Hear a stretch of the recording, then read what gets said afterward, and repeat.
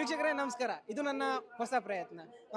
ನಾನು ಇವಾಗ ಪ್ರಸ್ತುತ ಇರುವ ಜಾಗ ಬಂದು ಶ್ರೀ ಕಾಟೇರಮ್ಮ ದೇವಿ ದೇವಸ್ಥಾನ ಅಂತ. ಇದು ಹೊಸಕೋಟೆ ಟೋಲ್ ಇಂದ 8 ಕಿಲೋಮೀಟರ್ ದೂರದಲ್ಲಿದೆ. ಇರುವ ದೇವಸ್ಥಾನದಲ್ಲಿ ಹಲವು ಆಚರಣೆಗಳಿದೆ. ನಾನು ಬಂದಾಗ ನೋಡಿದ್ದು ಈ ಕಾಳಿಕಾ ದೇವಿಯ ಒಂದು ದೊಡ್ಡ ಶಿಲೆ. ಇದ್ರ ಬಗ್ಗೆ ಇದೆ ಸ್ಟಡಿ ಇದೆ ಅಂತ ಗೊತ್ತಿಲ್ಲ, ಇಲ್ಲ ಆಚರಣೆ ಬಗ್ಗೆ ನಂಗೆ ಗೊತ್ತಿಲ್ಲ. ಎಲ್ಲ ತಿಳ್ಕೊಳ್ಳೋ ಒಂದು ಪ್ರಯತ್ನ ಮಾಡ್ತಾ ಇದ್ದೀನಿ. ಇಲ್ಲಿ ಆಚರಣೆಯಲ್ಲಿ 4 ಥರ ಇದೆ. ಒಂದು ತೆಂಗಿನಕಾಯಿನ ಮರ ಕಟ್ಟುವಂಥದ್ದು, ಇನ್ನೊಂದು ಬೀಗದ ಕೀನ ಕಟ್ಟುವಂಥದ್ದು, ಇನ್ನೊಂದು ದೇವರ ಶಿಲೆಯ ಅಡಿಯಲ್ಲಿ ಆ ಕಡೆ ಕಾಯಿನ್ ಇಡುವಂಥದ್ದು, ಅದು ಬಿಟ್ಟರೆ ಈ ಕಡೆ ತೊಟ್ಲನ್ನ ಕಟ್ಟುವಂಥದ್ದು. ಇವೆಲ್ಲದನ್ನು ಜನರ ಮಾತಿನಿಂದನೇ ಯಾವ ಥರ ಪ್ರಯೋಜನ ಆಗ್ತಿದೆ, ಅದರ ಬಳಕೆ ಏನು ಅಂತ ತಿಳ್ಕೊಳ್ಳೋಣ ಬನ್ನಿ. ಸೊ ಈ ಜಾಗದಲ್ಲಿ ನಿನ್ನೆ ತುಂಬ ಜನ ಇದ್ರಂತೆ. ನೀವು ಒಂದು 50,000 ಜನ ತುಂಬಿ ಇನ್ನೂ ತುಳುಕ್ತಾ ಇದ್ರಂತೆ. ಸೊ ಈ ಜಾಗಕ್ಕೆ ಇಷ್ಟು ಜನ ಬರೋದಕ್ಕೆ ಕಾರಣ ಏನು, ಇಲ್ಲಿ ಕಟ್ತಾ ಇರೋ ಕಾಯಿ ಯಾಕೆ ಅಂತೆಲ್ಲ ತಿಳ್ಕೊಳ್ಳೋಣ ಬನ್ನಿ. ಇವಾಗ ಅಜಯ್, ಇದು ನೀವು ಈ ಕಡೆ ಬಂದು ಆಚರಣೆ ಮಾಡ್ತಾ ಇರಲ್ಲ, ಈ ಕಡೆ ಎಲ್ಲ ತೆಂಗಿನಕಾಯಿ ಕಟ್ತಾವ್ರಲ್ಲ, ಇದ್ರ ಬಗ್ಗೆ ನಿಮ್ಗೆ ಹೇಗೆ ಗೊತ್ತಾಯ್ತು, ಇಲ್ಲ ನಿಮ್ಗೆ ಇದರಿಂದ ಏನು ಉಪಯೋಗ ಆಗಿದೆ ಅಂತ ಹೇಳ್ತೀರಾ? ಏನು ಇವತ್ತೇ ಬಂದಿರೋದು ಇವತ್ತೇನಾ ಮೊದಲನೇ ಸತಿ? ಓಕೆ ಓಕೆ, ಸರಿ ಅಜಯ್. ಸರಿ 9 ವಾರ ಕಟ್ಟಿದ್ರೆ ಒಳ್ಳೇದಾದಂತೆ, ನಮ್ಮ ಕಷ್ಟ ಪರಿಹಾರ ಆತದಂತೆ. 5 ವಾರ 5 ತಿಂಗಳು ಅಮಾಸೆಗೆ ಬರಬೇಕಂತೆ, 5 ತಿಂಗಳು ಇದು ಬರಬೇಕಂತೆ, ಅಷ್ಟು ಗೊತ್ತು. ಓಕೆ, ಯಾವಾಗ ವಿಷಯ ಗೊತ್ತಾಯ್ತು? ಇದ್ರ ಬಗ್ಗೆ ನಿಮ್ಗೆ ಯಾವಾಗ ಗೊತ್ತಾಗಿದ್ದು? ನಮಗೂ ಇನ್ನೇನು 3 ತಿಂಗಳಿನಿಂದ ಗೊತ್ತು ಅಷ್ಟೇ. ಅದ್ರ ಮುಂದೆ ನಮ್ಗೆ ಗೊತ್ತಿಲ್ಲ. ಏನೋ ಅನುಕೂಲ ಆಗ್ತದಂತೆ, ಒಳ್ಳೇದು ಮಾಡ್ತದಂತೆ.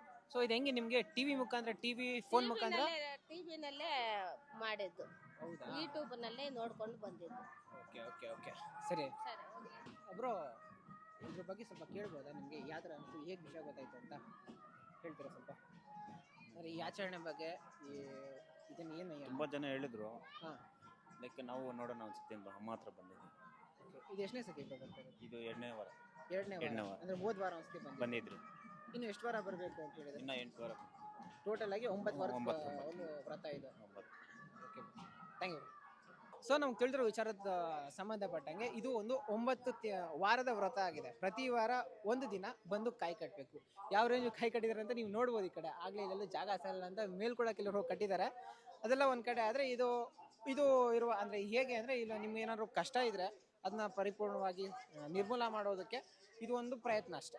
ಇದು ಬಿಟ್ಟರೆ ಇನ್ನೂ 3-4 ಅವೆ. ಬನ್ನಿ ಅದ್ರ ಬಗ್ಗೆ ಎಲ್ಲ ವಿಚಾರ. ಸೊ ಮಚಸ್, ಇಲ್ಲಿ ಕಾಣಿಸ್ತಿರೋ ಕಾಯಿ ಒಂದು ಕಡೆ ಆದರೆ ಅಲ್ಲಿ ನೋಡ್ಬೋದು ನೀವು ಸ್ಟೂಲ್ ಹಾಕೊಂಡು ಕೂಡ ಕೈ ಕಟ್ತವ್ರೆ. ಅಂದರೆ ಪ್ರಾಮುಖ್ಯತೆ, ಇಂಪಾರ್ಟೆನ್ಸ್ ಯಾವ ರೇಂಜ್ಗಿದೆ ಅಂತ ಇಲ್ಲಿ ಅರ್ಥ ಮಾಡ್ಕೊಳ್ಬೋದು. ಸೊ ಇದು ಒಂಥರ ಯೂನಿವರ್ಸೇ, ಒಂಥರ ಒಳಗಡೆ ಹೋದರೆ ಒಂದು ಡಿಫ್ರೆಂಟ್ ಯೂನಿವರ್ಸ್ ಥರ ಕಾಣಿಸುತ್ತೆ. ಸೊ ಇವಾಗ ನಾವು ಈ ಜಾಗ ಬಿಟ್ಟು ಇವಾಗ ಬೀಗದ ಕೈ ತಗ್ಲಾಕುವಂತ ಒಂದು ಆಚರಣೆ ಬಗ್ಗೆ ತಿಳ್ಕೊಳ್ಳೋಣ ಬನ್ನಿ. ಸೊ ವೀಕ್ಷಕರೇ, ಇಲ್ಲಿ ಬೀಗದ ಕೈ ಒಂದೇ ಅಲ್ಲ, ಇಲ್ಲಿ ಒಂದು ಪತ್ರದಲ್ಲಿ ಅಥವಾ ಒಂದು ಚೀಟಿಲಿ ಅವ್ರಿಗೆ ಬೇಕಾದ ಒಂದು ನಂಬಿಕೆಯ ಅಥವಾ ಪ್ರಾಬ್ಲಮ್ನ ಬರೆದು ಕೂಡ ಕಟ್ತಾರೆ. ಅದ್ರ ಬಗ್ಗೆ ಲೈವ್ ಆಗಿ ಡೆಮಾನ್ಸ್ಟ್ರೇಷನ್ ಮಾಡ್ತಾ ಇರೋರನ್ನೇ ಕೇಳೋಣ ಬನ್ನಿ. ಅಕ್ಕ, ನಿಮ್ಗೆ ಅನಿಸ್ತಾ ಇರೋ ಈ ಅನುಭವದ ಬಗ್ಗೆ ಅಥವಾ ಈ ಆಚರಣೆ ಬಗ್ಗೆ ನಾನು ಹೇಳ್ತೀರಾ? ಇಲ್ಲ, ಇದೇ ಫಸ್ಟ್ ಟೈಮ್ ನಾನು ಬಂದಿಲ್ಲ, ನನಗೆ ಗೊತ್ತಿಲ್ಲ. ಇದು ಯಾವ ಥರ ಮಾಡ್ತಾ ಇರೋದು? ಪರವಾಗಿಲ್ಲ, ಚೆನ್ನಾಗಿದೆ. ಅಲ್ಲ, ಬರೀತಾ ಇದ್ರಲ್ಲ, ಏನು ಬರೀತಾ ಇರೋದು ಅಂದ್ರೆ ಯಾವ್ದ್ರ ಬಗ್ಗೆ? ನನ್ನ ಮನೆಗೆ ಒಳ್ಳೇದಾಗ್ಲಿ ಅಂತ ಬರೆದ್ಬಿಟ್ಟು ಈ ಕಡೆ ಬೀಗಕ್ಕೆ ಕಟ್ಟೋದು ಅಷ್ಟೇ ಅಲ್ವಾ? ಸರಿ. ಸೊ ನಾವು ನೋಡ್ದಂಗೆ ಒಂದು ಬಂದು ಒಂದು ಲೆಟ್ರಲ್ಲಿ ಅವ್ರಿಗೆ ಅವ್ರ ಕಷ್ಟಗಳನ್ನ ಹೇಳಿ ಲಾಕ್ ಆಗುವಂಥದ್ದು. ಅದು ಬಿಟ್ಟರೆ ಇನ್ನೂ ತುಂಬ ಅವೆ. ಬ್ಯಾಂಗಲ್ ಹಾಕೋದು, ನಿಂಬೆಹಣ್ಣು ಹಾಕೋದು, ಹಾಗೆ ಕೆಲವು ದಾರಗಳನ್ನೆಲ್ಲ ಕಟ್ಟೋದು, ತುಂಬ ಹಲವಾರು ಇದೆ. ಇವೆಲ್ಲ ಒಂದು ಏನದು ಇನ್ನೊಂದು ಥರದ ಕಷ್ಟಗಳನ್ನ ದೂರ ಮಾಡ್ಕೊಳ್ಳೋಕ್ಕೆ ಮಾಡುವಂಥ ಪ್ರಯೋಗದ ಒಂದು ನಂಬಿಕೆ. ಇದು ಬಿಟ್ಟರೆ ಮುಂದಕ್ಕೆ ಹೋದರೆ ಅಲ್ಲಿ ಆ ಕಡೆ ದೇವರ ಅಡಿಯಲ್ಲಿ ಕಾಯಿನ್ಗಳನ್ನ ಅಂಟಿಸ್ತಾವ್ರೆ. ಅದ್ರ ಬಗ್ಗೆ ಕೇಳೋಣ ಬನ್ನಿ. ಸೊ ಇಲ್ಲಿ ನಾವು ಕಾಣಿಸ್ತಾ ಇರೋ ಹಂಗೆ ಈ ಕಡೆ ಅಥವಾ ಆ ಕಡೆ ನೋಡಿದ್ರೆ ಕಾಯಿನ್ಗಳು ಕಾಣಿಸ್ತಾ ಇದೆ. ಅದರ ಅರ್ಥ ಈ ಕಡೆ ಜನ ಒಂದು ನಂಬಿಕೆ ಬಂದ್ಬಿಟ್ಟು ಕಾಯಿನ್ನ ರೂಪದಲ್ಲಿ ಇಲ್ಲಿ ನಡೀತಿದೆ. ಅದ್ರ ಬಗ್ಗೆ ಸ್ವಲ್ಪ ವಿಚಾರಿಸೋಣ ಬನ್ನಿ. ಅಣ್ಣ, ಇದ್ರ ಬಗ್ಗೆ ಹೇಳ್ತೀರಾ ಸ್ವಲ್ಪ? ಕಾಯಿನ್ ಏನು ಕಂಡಿಸ್ತಾರೆ ಅಂತ ಸ್ವಲ್ಪ ಹೇಳ್ತೀರಾ ನಮಗೆ? ಗೊತ್ತಿಲ್ಲ, ನಾವು ಹೊಸದು ಬಂದೇವೆ.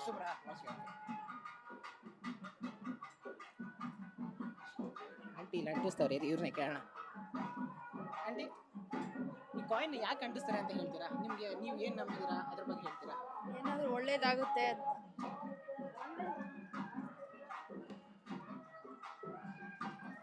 ಒಳ್ಳೇದಾದ್ರೆ ಹಿಡ್ಕೊಳ್ಳುತ್ತೆ ಅಂತ ಅಂಟಿಸ್ತಾರೆ. ಓಕೆ ಓಕೆ, ಏನೋ ಕೇಳ್ಕೊಂಡು ಇಕ್ಕಿದ್ರೆ ಹರಕೆ ಮಾಡ್ಕೊಂಡು ಇಡ್ತಾರೆ. ಹರಕೆ ಬೇರೆ ಮಾಡ್ಬೇಕಾ? ಓಕೆ, ಇದಾದ್ರೆ ನೀವು ಏನಾದ್ರು ಮಾಡ್ತೀವಿ, ತಂದ್ಕೊಡ್ತೀವಿ ದೇವ್ರಿಗೆ ಅಂತನಾ? ಅವ್ರವ್ರ ಭಕ್ತಿಯಪ್ಪ. ಹಂಗ? Okay okay okay.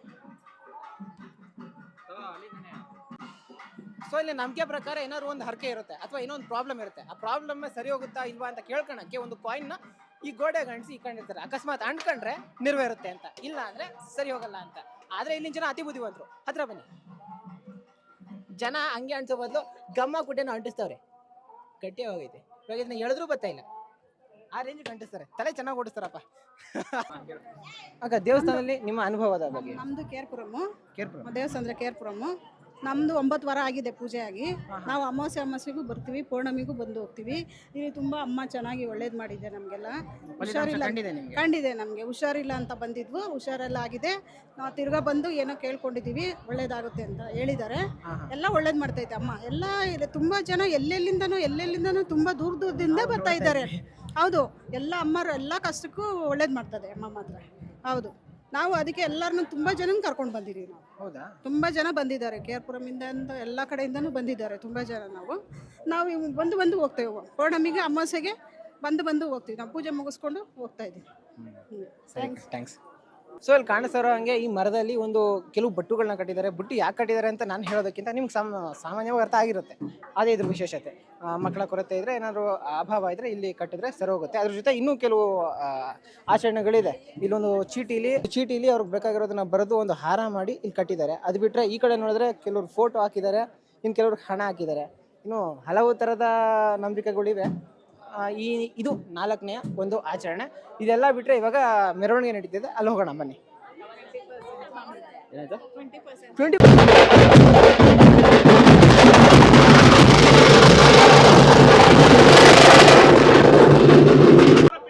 ಸಕ್ಸಸ್ ಆಗ್ಬೇಕು, ಅನುಕೂಲ ಆಗ್ಬೇಕು, ಆಗ್ತದ ಬದುಕ್ಕೊಡು. ಇಲ್ಲ ಲಾಸ್ ಆಗಿ ತೊಂದರೆ ಆಗುತ್ತಾ ಹಿಡ್ಕೊಡ್ತಾ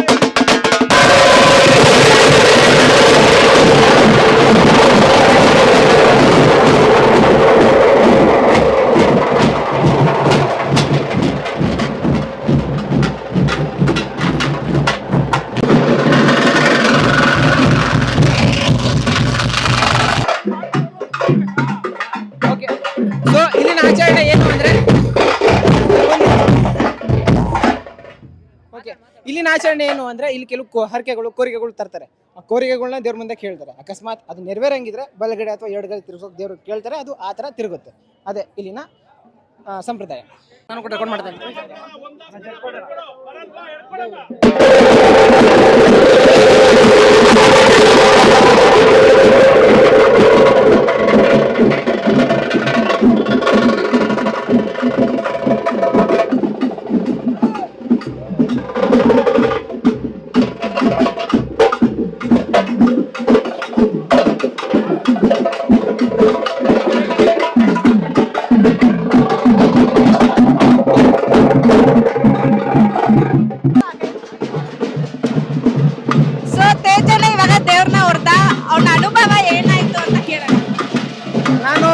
ವೆರಿಫೈ ಮಾಡಕ್ಕೆ ಅಂತ ನನ್ನ ಜೋಬಲ್ಲಿದ್ದೆ 4 ಫೋನ್ ನಿನ್ ಕೈ ಕೊಟ್ಬಿಟ್ಟು ಹೋದೆ. ನಾನು ಅನ್ಕೊಂಡಂಗಿಲ್ಲ, ಅದು ಆಕ್ಚುಲಿ ಇದೆ. ಅದಾಗದೇ ಅದೇ ಒಂದು ಫ್ಲೋ ಬರ್ತಾ ಇದೆ. ನಾನು ತಲೆಡಾದ್ರೂ ಕೂಡ ಆಗ್ತಾ ಇಲ್ಲ. ಅದು 4 ಜನ ಬಂದು ಆ ಕಡೆ ತಡಿಬೇಕನ್ನೋ ಗುದಿಯಕ್ಕೆ ಮುಂಚೆ ಅಷ್ಟಕ್ಕೆ ಸ್ಟಾಪ್ ಮಾಡ್ಬೋದು ಅಷ್ಟೇ. ಅದು ಬಿಟ್ರೆ ಎಲ್ಲ ಹಂಗೆ ಹೋಗ್ತಾ ಐತೆ. ದೇವ್ರು ಇದಾನ ಇಲ್ವಾ ಅನ್ನೋದೆಲ್ಲನೂ ನಮ್ಮ ನಂಬಿಕೆ, ನಮ್ಮ ಅನಿಸಿಕೆ ಮೇಲೆ ಇರುತ್ತೆ. ಸೊ ನೀವು ಬನ್ನಿ, ನೀವು ದೇವ್ರನ್ನ ನೋಡಿ, ನಿಮ್ಗೆ ಏನು ಅನ್ಸುತ್ತೋ ಅದೇ ನಿಜ. ಸೊ ಈ ವಿಡಿಯೋ ನಿಮ್ಗೆ ಇಷ್ಟ ಆಗಿದ್ರೆ ಲೈಕ್ ಮಾಡಿ, ಶೇರ್ ಮಾಡಿ, ಸಬ್ಸ್ಕ್ರೈಬ್ ಮಾಡಿ, ಕಮೆಂಟ್ ಮಾಡಿ. ಯೂಟ್ಯೂಬ್ಗೆ ಸಬ್ಸ್ಕ್ರೈಬರ್ಸ್ ಇಂಪಾರ್ಟೆಂಟ್ ಮಚ್ಚಾ. ದಯವಿಟ್ಟು ಸಬ್ಸ್ಕ್ರೈಬ್ ಮಾಡಿ. ಮುಂದೆ ಇನ್ನು ಡಿಫ್ರೆಂಟ್ ಆಗಿ ಪ್ಲಾನ್ ಮಾಡ್ತಾ ಇದೀವಿ. ಎಕ್ಸಿಕ್ಯೂಟ್ ಮಾಡಕ್ಕೆ ನಿಮ್ಗೆ ಸಹಾಯ ಬೇಕು ಅಷ್ಟೇ ವಿಷಯ. 3 ಜನ ಇರ್ತೀವಿ. ಇದೊಂದು ಆಟೋ ಕರ್ನಾಟಕ ಅಷ್ಟೇ ವಿಷಯ. ಪೀಸ್. ಸೊ ಇಲ್ಲಿ ಆಚರಣೆಗಳನ್ನು ಹೊರತುಪಡಿಸಿ ಫ್ರೀಯಾಗಿ ಊಟ ಕೂಡ ಸಿಗ್ತದೆ. ನೀವು ಮಧ್ಯಾಹ್ನ ಟೈಮಲ್ಲಿ ಬಂದ್ರೆ ಆರಾಮಾಗಿ ಹೊಟ್ಟೆ ತುಂಬ ಊಟ ಮಾಡಬೇಕು. ಊಟ ಇದೆಯಾ? ಲಾಸ್ಟ್ ವಿಡಿಯೋದಲ್ಲಿ ನೀವು ಹೇಳಕ್ ಬಿಟ್ಟಿಲ್ಲ, ಅನ್ನದಾನ, ಮಹಾದಾನ, ಶ್ರೇಷ್ಠದಾನ. ಶ್ರೇಷ್ಠದಾನ, ಶ್ರೇಷ್ಠ ವ್ಯಕ್ತಿಗಳು ಇಲ್ಲಿ ಬಂದು ಉತ್ತೀರ್ಣರಾಗಿ ಅಷ್ಟೇ. ಸೊ ನಾನು ಊಟಕ್ಕೆ ಹೋಗೋಣ ಅಂತ ಹೇಳಿದ್ರೆ ಸಂಜೆಗೆ ನಾವು ಬೇಕಂತ. ಏನ್ ಬೇಕು ಸಂಜೆ? ನನಗೆ ಬಿಸಿಲು ಜಾಸ್ತಿ ಇದೆ, ಅದಕ್ಕೆ ಜ್ಯೂಸ್ ಏನಾದರೂ ಬೇಕು. ಕೋಲ್ಡ್ ಬೇಕಾ? ಓಕೆ, ಇಲ್ಲಿ ದೇವಸ್ಥಾನದ ಜೊತೆಗೆ ದೇವಸ್ಥಾನದ ಅಕ್ಕಪಕ್ಕಕ್ಕೆ ಬೇಕಾದ ಎನ್ವಿರಾನ್ಮೆಂಟು ಇದೆ. ಅಂದ್ರೆ ಜಾತ್ರೆ ರೇಂಜ್ಗೆ ಎಲ್ಲ ರೆಡಿ ಆಗಿದೆ. ಕಡಲೆಪುರಿ ಆಗಿರ್ಬೋದು, ಜ್ಯೂಸ್ ಅಂಗಡಿ ಆಗಿರ್ಬೋದು, ಚಿಲ್ಲರೆ ಅಲ್ಲ ಚಿಪ್ಸ್ ಅಂಗಡಿ ಆಗಿರ್ಬೋದು, ಎಲ್ಲ ಥರದ ಅಂಗಡಿನೂ ಇದೆ. ಸೊ ವೀಕ್ಷಕರು, ನಾವು ಅನ್ಕೊಂಡಿದ್ದಕ್ಕಿಂತ ಇದು ಸ್ವಲ್ಪ ವಿಭಿನ್ನವಾಗೇ ಇದೆ. ಇನ್ನೊಂದು ಆಚಾರ ಅಂದ್ರೆ, ಈ ಕಡೆ ಯಾರಿಗಾದ್ರೂ ಚರ್ಮ ರೋಗ ಇದ್ರೆ ಅವ್ರನ್ನೆಲ್ಲ ಈ ತರ ಸರತಿ ಸಾಲಿನೆಲ್ಲ ಕೂರಿಸಿ ದೇವರ ಅಭಿಷೇಕದ ನೀರನ್ನು ಅದರ ತಲೆ ಮೇಲೆ ಒಯ್ದು ದೇವರನ್ನು ಇವ್ರನ್ನ ಕರ್ಕೊಂಡು ಹೋಗ್ತಾರೆ. ಅವಾಗ ಚರ್ಮದ ರೋಗ ಕಮ್ಮಿ ಆಗುತ್ತೆ ಅನ್ನೋ ನಂಬಿಕೆ. ಕಾಣಿಸ್ತಾ ಇರ್ಬೋದು ಈ ಕಡೆ ಹೇಗೆ ಮಾತಾಡ್ತಾರೆ, ಹೇಗೆ ಮಾಡ್ತಾ ಇದ್ದಾರೆ ಅಂತ. ಆಚಾರದ ಪದ್ಧತಿಗಳಂತೆ ಅಥವಾ ಸ್ಟೆಪ್ಸ್ಗಳಂತೆ ಈ ಕಡೆ ನೀವು ನೋಡ್ತಾ ಇರ್ಬೋದು. ಒಂದು ನಿಂಬೆಹಣ್ಣನ್ನ ಅವರ ತಲೆ ಮೇಲೆ ಕುಯ್ದು ಒಂದು ಭಾಗವನ್ನು ಎಡಭಾಗವನ್ನು ಬಲಕ್ಕೆ, ಬಲಭಾಗವನ್ನು ಎಡಕ್ಕೆ ಹಾಕಿ ಈ ಕಾರ್ಯವನ್ನು ಇಲ್ಲಿ ಮುಗಿಸುತ್ತಾರೆ. ಓಕೆ, ಸೊ ನಮ್ಮ ಕಣ್ಣು ಕಾಣಿಸ್ತಾ ಇರೋ ಹಾಗೆ ಇದು ಒಂದು ಅರ್ಶಿಣದ ಒಂದು ಚೆಂಡು ಅಲ್ವಾ ಸರ್? ಅರ್ಶಿಣ ಚೆಂಡು ಅಲ್ವಾ? ಉಂಡೆ ಅಂತ ಹೇಳಿ ರಾಹು ಕಾಲದಲ್ಲಿ ಅಭಿಷೇಕ ಮಾಡ್ತಾರೆ. ವಿಶೇಷವಾಗಿ ಅಮ್ಮನವ್ರಿಗೆ ರಾಹು ಕಾಲದಲ್ಲಿ ಅಭಿಷೇಕ ಆಗ್ತಾರೆ. ಅರಿಶಿನ, ಗಂಧ, ವಿಭೂತಿ ಈ ಥರ ಅಭಿಷೇಕ ಮಾಡಿ ಲೇಪನ ಮಾಡಿರುವಂಥ ಗಂಧ ಇಲ್ಲಿ ಭಕ್ತಾದಿಗಳಿಗೆ ಹಾಕ್ಬಿಟ್ಟು ಅವ್ರಿಗೆ ಸ್ನಾನ ಮಾಡಬೇಕಾದ್ರೆ ಸ್ನಾನ ಮಾಡ್ಕೊಂಡು ಹಾಕ್ಲಿ ಅಂತ ಹೇಳಿ ಆ ಉಂಟೆಯನ್ನು ಕೊಡ್ತೀವಿ. ಚರ್ಮ ರೋಗಕ್ಕಲ್ವಾ ಇದು? ಚರ್ಮ ರೋಗ ಆಗಿರ್ಬೋದು, ಮದುವೆ ವಿಳಂಬ, ಸಂತಾನ ವಿಳಂಬ, ಆರೋಗ್ಯದಲ್ಲಿ ಸಮಸ್ಯೆ, ಯಾವುದೇ ಒಂದು ಮನುಷ್ಯನಿಗೆ ಮಾನವನ ಸಮಸ್ಯೆ ಬಂದಿದ್ರೂ ಅದರಲ್ಲಿ ನಿವಾರಣೆ ಆಗುತ್ತದೆ. ಸರಿ ಸರ್. ನೋಡ್ತಾ ಇರ್ಬೋದು ಈ ಕಡೆ ಇಲ್ಲಿ ದೇವರ ಒಂದು ಏನು ತೇರೇನಿದೆ ಅದು ಮುಂದೆ ಬರ್ತಿದೆ. ಬಿಡ್ತೀವಿ ಜಾಗ ಬಿಡ್ತೀವಿ.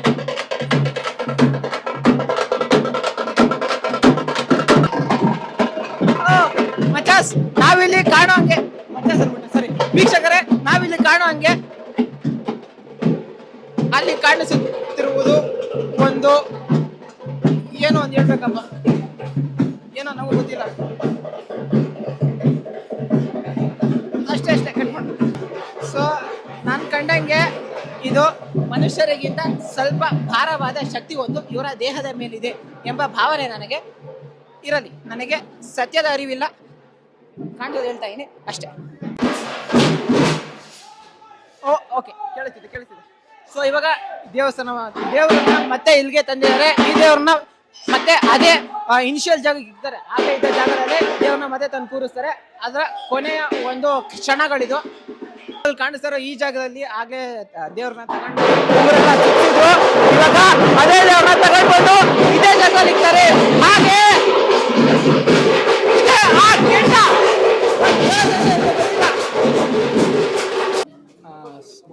ಸೊ ವೀಕ್ಷಕರೇ, ಇದು ದೇವಸ್ಥಾನದ ಗರ್ಭಗುಡಿ. ನಾವು ಪ್ರಸ್ತುತ ಈ ಜಾಗಕ್ಕೆ ಬಂದಿರೋದು. ನಮಗೆ ಒಂದು ಅವಕಾಶ ಸಿಕ್ಕಿದೆ ಈ ಕಡೆ ಇಲ್ಲಿರುವ ಅರ್ಚಕರ ಹತ್ರ ಮಾತಾಡಲಿಕ್ಕೆ. ಸೊ ಅವಕಾಶ ಕರುಣಿಸ್ಕೊಟ್ಟವ್ರು ಇವರೇ. ಓಕೆ. ಸರ್ವಮಂಗಳ ಮಾಂಗಲ್ಯೆ ಶಿವೆ ಸರ್ವಾರ್ಥ ಸಾಧಿಕೆ ಶರಣ್ಯೆ ತ್ರಂಬಕೆ ಗೌರಿ ನಾರಾಯಣಿ ನಮೋಸ್ತುತೆ. ಪ್ರಿಯ ಭಗವದ್ ಬಂಧುಗಳೇ, ವಿಶೇಷವಾಗಿರ್ತಕ್ಕಂತಹ ಶ್ರೀ ಅಮ್ಮನವರ ದಿವ್ಯ ಸನ್ನಿಧಿ ಶ್ರೀ ಅಮ್ಮಾಶಕ್ತಿಪೀಠ ಕಂಬಳೀಪುರ. ಈ ಕ್ಷೇತ್ರದಲ್ಲಿ ಪ್ರತಿ ತಿಂಗಳೂ ಸಹ ಅಮಾವಾಸ್ಯೆ, ಪೌರ್ಣಮಿಯ ಪರ್ವಕಾಲಗಳಲ್ಲಿ ವಿಶೇಷವಾಗಿರ್ತಕ್ಕಂತಹ ಯಾಗ ಯಜ್ಞಗಳನ್ನು ನಡೆಸಲಾಗುತ್ತೆ. ಅದರಲ್ಲೂ ವಿಶೇಷವಾಗಿ ಇಂದಿನ ದಿನ ಪೌರ್ಣಮಿ ದಿನ ಆಚರಣೆ ಮಾಡಿರ್ತಕ್ಕಂತಹ ಶ್ರೀ ಮಹಾಲಕ್ಷ್ಮಿ ಯಾಗ ಸರ್ವ ಲೋಕ ಕಲ್ಯಾಣಕಾರಕ. ವಿಶೇಷವಾಗಿ ಈ ಯಜ್ಞದಲ್ಲಿ ಸಹಸ್ರ ಕಮಲಗಳಿಂದ 1000 ಆಹುತಿಗಳನ್ನು ಜೇನುತುಪ್ಪ, ತಾವರೆ ಬೀಜ, ಭತ್ತದ ಹರಳು, ಗುಡಾನ್ನಾದಿ ಮೊದಲಾದಿ ಮಂಗಳ ಪದಾರ್ಥಗಳಿಂದ, ಮಂಗಳ ದ್ರವ್ಯಗಳಿಂದ ಅಮ್ಮನವರಿಗೆ ಹೋಮದಲ್ಲಿ ಸಮರ್ಪಣೆ ಮಾಡಲಾಗ್ತದೆ. ಈ ಹೋಮದ ವಿಶೇಷತೆ ಏನಪ್ಪ ಅಂತಂದರೆ, ಸಾಮಾನ್ಯವಾಗಿ ಈ ಕಲಿಯುಗದಲ್ಲಿ ಧನಂ ಮೂಲಂ ಇದಂ ಜಗತ್ತು ಅನ್ನುವಂಥದ್ದು ಒಂದು ರೂಢಿಯ ಮಾತು. ಅಂದರೆ ಕಲಿಯುಗದಲ್ಲಿ ಏನೇ ಆಗಬೇಕಂದ್ರೂ ದುಡ್ಡಿದ್ರೇ ಆಗೋದು ಅನ್ನುವಂಥದ್ದು ದೊಡ್ಡವ್ರ ಮಾತು. ಅದರಲ್ಲೂ ವಿಶೇಷವಾಗಿ ದುಡ್ಡು ಬರಲೇಬೇಕೇ ಬೇಕು ಎಲ್ಲರಿಗೂ ಸಹ. ಅದಕ್ಕೋಸ್ಕರ ಲಕ್ಷ್ಮಿ ಯಾಗ ಮಾಡ್ತಾರೆ ಅನ್ನೋಕೊಳ್ಳೋದು ತಪ್ಪು. ಲಕ್ಷ್ಮಿ ಅಂತಂದರೆ ಬರೀ ದುಡ್ಡೇ ಅಲ್ಲ. ಲಕ್ಷ್ಮಿ ಅಂದರೆ ನಮಗೆ ಸೌಭಾಗ್ಯ, ಆರೋಗ್ಯವೂ ಲಕ್ಷ್ಮಿನೇ, ಧೈರ್ಯವೂ ಲಕ್ಷ್ಮಿನೇ, ನಮ್ಮ ಹುಟ್ಟುವಂಥ ಮಕ್ಕಳ ಸಂತಾನವೂ ಲಕ್ಷ್ಮಿಯೇ, ನಮಗಿರ್ತಕ್ಕಂಥ ಧೈರ್ಯವೂ ಲಕ್ಷ್ಮಿಯೇ, ನಾವು ತಿನ್ನುವಂಥ ಧಾನ್ಯ ಅದೂ ಲಕ್ಷ್ಮಿಯೇ, ನಮಗಿರ್ತಕ್ಕಂಥ ವಿದ್ಯೆ ಅದೂ ಸಹ ಲಕ್ಷ್ಮಿ. ಅದಕ್ಕೋಸ್ಕರ ಅಷ್ಟಲಕ್ಷ್ಮಿ ಸ್ತೋತ್ರದಲ್ಲಿ ಹೇಳ್ತಾರೆ, ಧನಲಕ್ಷ್ಮಿ, ಧಾನ್ಯಲಕ್ಷ್ಮಿ, ವಿದ್ಯಾಲಕ್ಷ್ಮಿ, ಜಯಲಕ್ಷ್ಮಿ ಎಂಬುವ ರೀತಿಯಲ್ಲಿ, ಸಂತಾನ ಲಕ್ಷ್ಮಿ ಎಂಬುವಂತಹ ರೀತಿಯಲ್ಲೇ ಅಮ್ಮನವರನ್ನು ಪರಿಪರಿಯಾಗಿ ಪ್ರಾರ್ಥನೆಯನ್ನು ಮಾಡ್ತಾರೆ.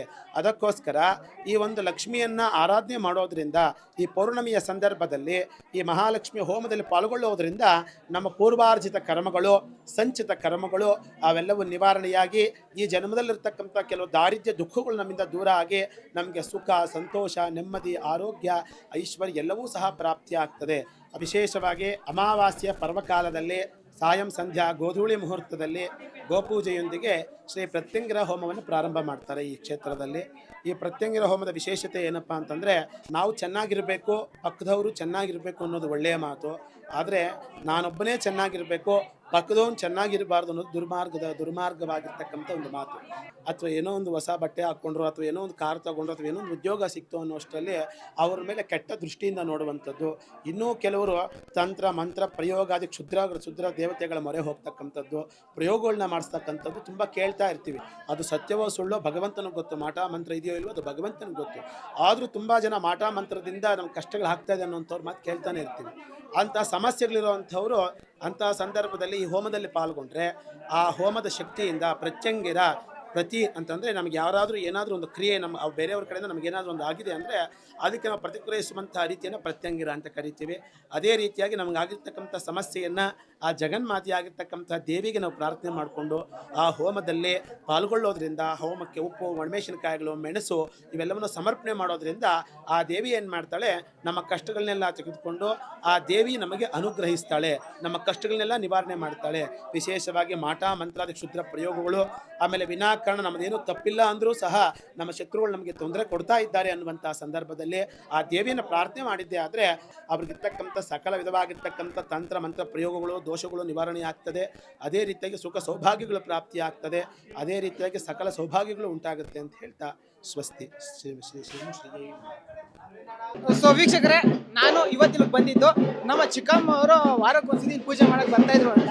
ಇಲ್ಲಿ ಬಂದಮೇಲೆ ಇಲ್ಲಿ ಕೆಲವಲ್ಲ ಸ್ವಲ್ಪ ಜಾಸ್ತಿನೇ ವಿಚಾರಗಳು ತಿಳ್ಕೊಂಡ್ವಿ.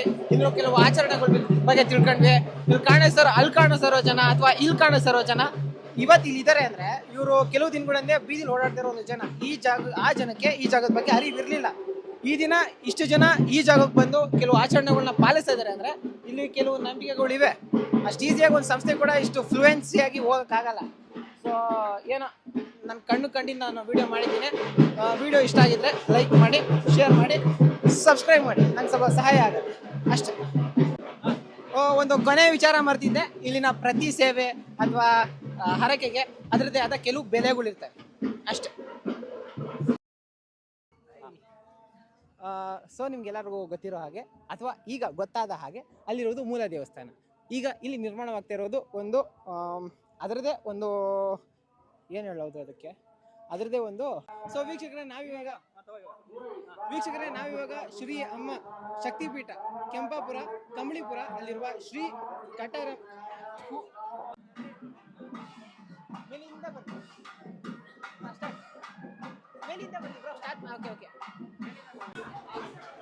ಸೊ ಇವಾಗ ನೋಟಿಸ್ ಮಾಡ್ಬೋದು ನೀವು, ಆ ಕಡೆ ದೇವ್ರನ್ನ ಎತ್ತಿದ್ದಾರೆ.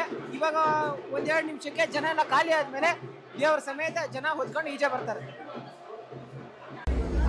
ಕ್ಯಾಶ್ ಇಲ್ಲ, ಸ್ಯಾಲ್ರಿ ಬರಲಿ, ಬಟ್ಟೆಗೆಲ್ಲ ನಂದೆ. ಓಟಿ ಜನ ಆನ್ ಮಾಡ್ಬೇಕಾದ್ರೆ ಜಸ್ಟ್ ಕನೆಕ್ಟ್ ಮಾಡಿ ಸ್ಟಾರ್ಟ್ ಮಾಡಿ. ಬಟ್ಟೆ ಇಸ್ಕೊಳಲ್ವಾ ನೀವು ಯಾರು? ಏನು ಬಟ್ಟೆ ಇಸ್ಕೊಳೋದು? ಅದಲ್ಲ, ಲೈಕ್ ಮಾಡಿ, ಶೇರ್ ಮಾಡಿ, ಸಬ್ಸ್ಕ್ರೈಬ್ ಮಾಡಿ. Okay thank you. Happy Holi.